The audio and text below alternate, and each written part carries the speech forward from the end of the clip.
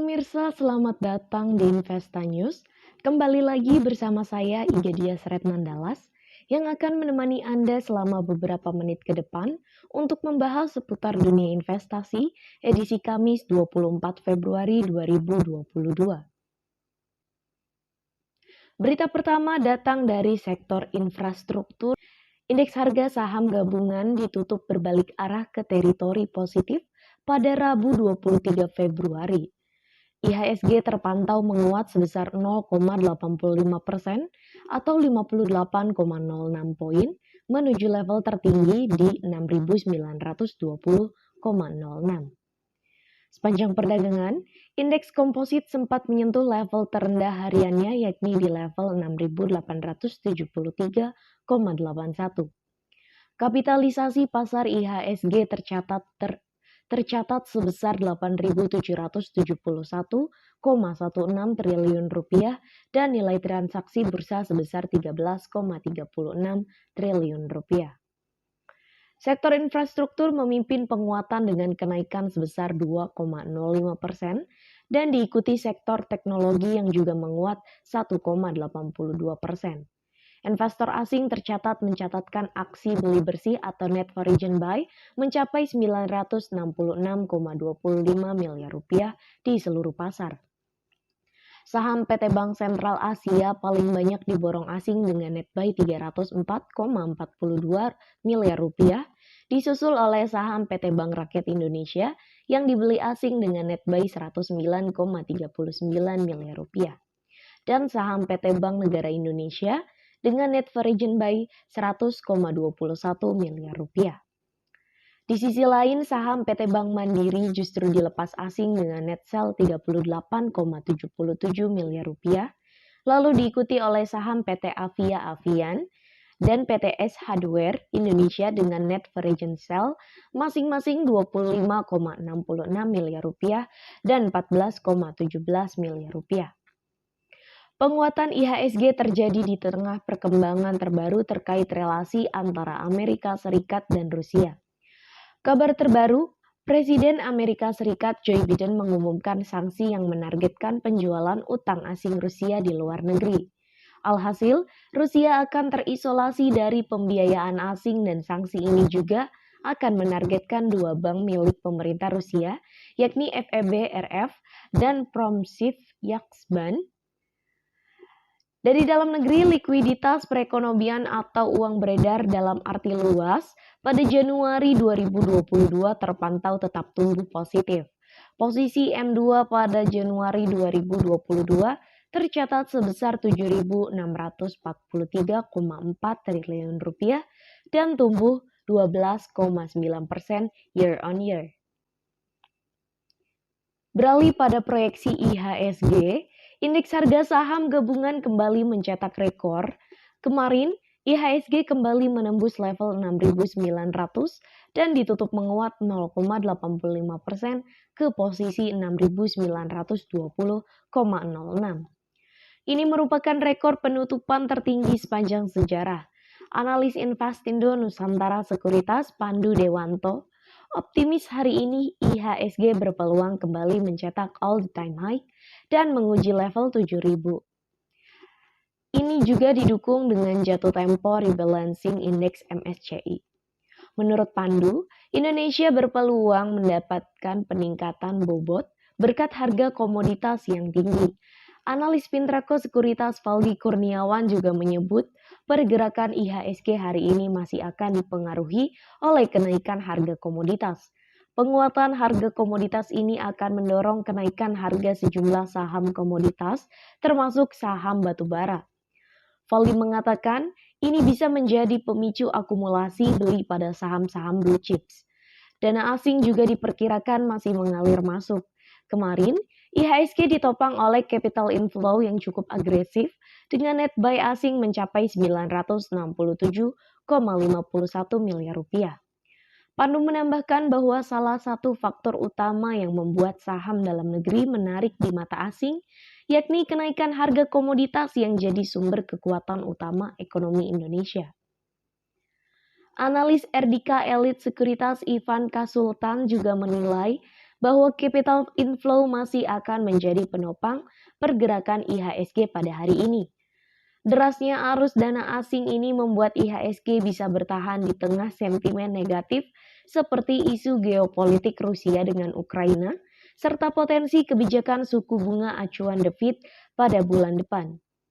Voldy menambahkan, pelonggaran restriksi kegiatan masyarakat di sejumlah negara bagian Amerika Serikat dan sejumlah negara di Eropa meningkatkan keyakinan jika puncak gelombang penularan COVID-19 sudah terlewati.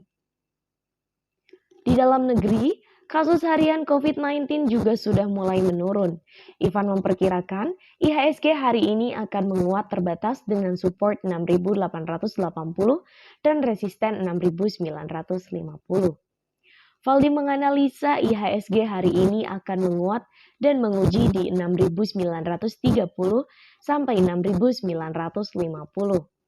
Pandu menyarankan investor mencermati saham-saham seperti ADRO, SSMS, dan INKP. Sedangkan Ivan menjagokan MEDC, ELSA, ADRO, PTBA, dan INDY. Selanjutnya ada dari sektor komoditas. Yang pertama diketahui bahwa harga emas kembali merosot. Harga emas dunia terpantau turun pada perdagangan Rabu 23 Februari setelah sempat tembus level psikologis di 1.900 US dollar per troy ounce. Hal ini terjadi karena para pelaku pasar melakukan aksi ambil untung saat harga emas sudah naik tinggi, sambil menunggu perkembangan lebih lanjut dari kondisi geopolitik Ukraina dan Rusia. Pada perdagangan Rabu 23 Februari lalu, pukul 15.35 waktu Indonesia bagian Barat, kontrak harga emas paling aktif untuk pengiriman April 2022 di divisi COMEX New York Exchange merosot 9,1 US dollar ke level 1.898,3 US dollar per troy ounce. Di pasar spot, harga emas juga ikut terkoreksi sebesar 1,45 US dollar ke posisi 1.896,68 US dollar per troy ounce. Sementara indeks dolar Amerika Serikat yang biasanya berbanding terbalik dengan emas ikut turun ke level 95,930. Dari dalam negeri, harga dasar emas 24 karat antam ukuran 1 gram dijual senilai Rp969.000, turun Rp3.000 dari posisi sebelumnya. Harga buyback emas antam berada di level Rp876.000 per gram, lebih rendah Rp3.000 dibandingkan perdagangan sebelumnya. Di sektor komoditas yang kedua ada crude palm oil atau CPO yang mencetak rekor.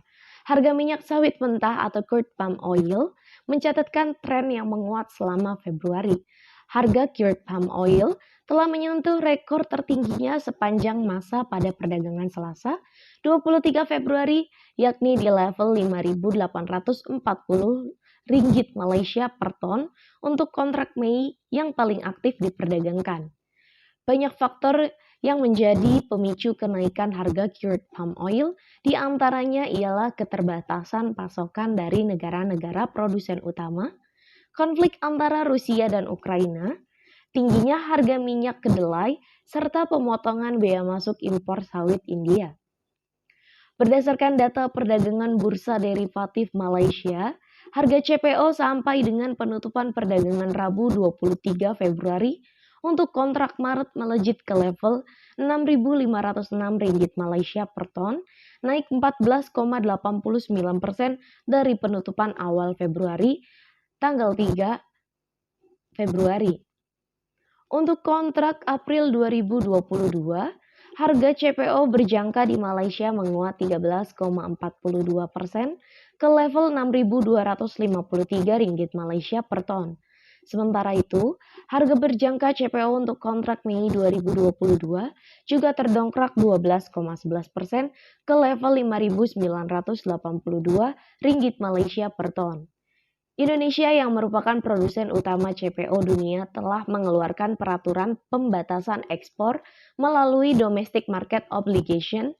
Sementara itu, data Interact Testing Service and and AMSPEC Agri menunjukkan bahwa data ekspor Malaysia pada 1-20 Februari mengalami pertumbuhan antara 24,9% dan 29% dibandingkan bulan Januari. Beralih pada sektor pasar uang rupiah, nilai tukar rupiah kembali menguat kemarin, tapi penguatan kurs rupiah diprediksi hanya sesaat. Analis DCFX Futures Lukman Leong menjelaskan, penguatan rupiah kemarin hanya karena rebound mata uang global terhadap dolar Amerika Serikat. Tapi, para pelaku pasar masih mencemaskan krisis Rusia dan Ukraina. Lukman menjelaskan bahwa selain itu masih ada ekspektasi kenaikan suku bunga The Fed. Hanya saja, Lukman menilai kenaikan harga komoditas akan jadi katalis positif bagi neraca dagang Indonesia. Saat ini pengaruh sentimen global lebih kuat. Kembali, ekonom Bank Sentral Asia David Sumual juga melihat rupiah hanya menguat secara teknikal. Sebab saat ini tidak ada perkembangan terkait konflik Rusia dan Ukraina. Pasar masih risiko, sehingga mata uang emerging market masih akan tertekan.